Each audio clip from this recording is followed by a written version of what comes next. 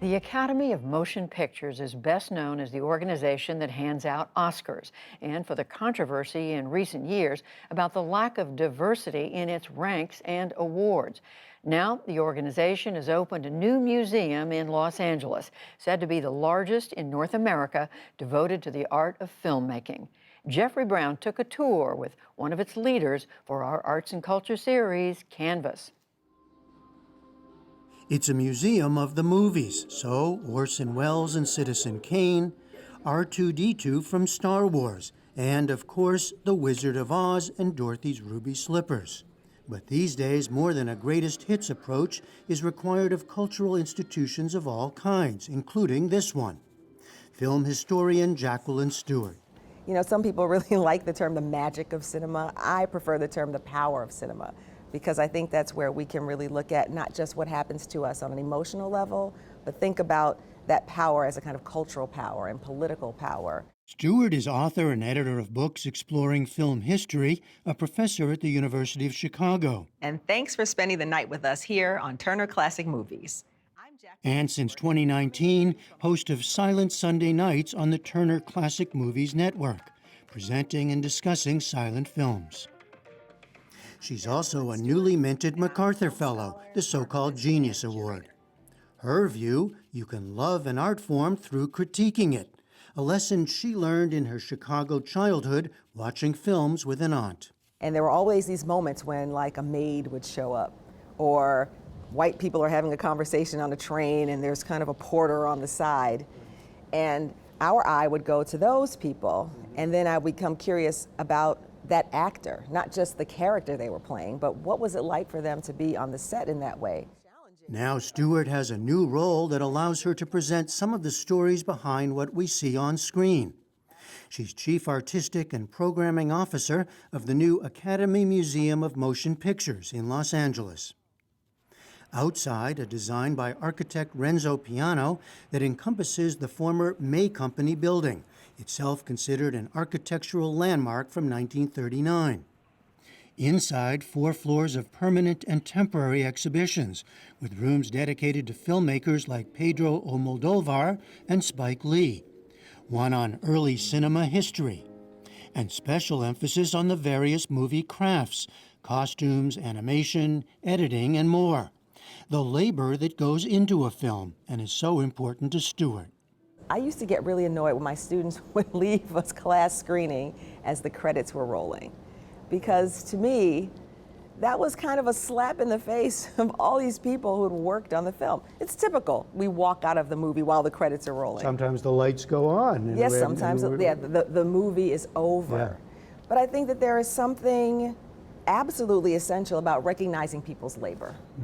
That's not just true of filmmaking, it's true of everything that we do. And so I think part of what this museum is doing is it's exposing creative labor.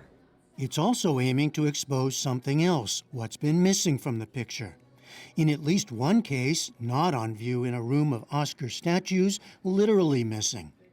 In 1940, Hattie McDaniel became the first African American to win an Oscar for her role as Mammy in Gone with the Wind.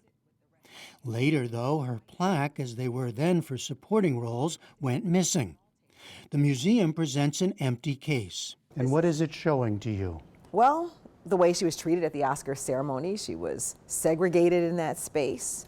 The way that she was treated on the set of Gone with the Wind, the way that so many black actors were relegated to servant roles or minimal roles, unrealistic roles. This, for me, I think for all of us at the museum, is a way of recognizing not just Hattie McDaniel's experience, but all of the absences in film history that are based on racial segregation.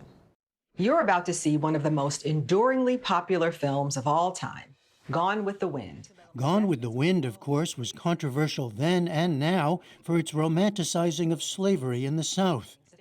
In 2020, Stewart provided an introduction to a new release of the film.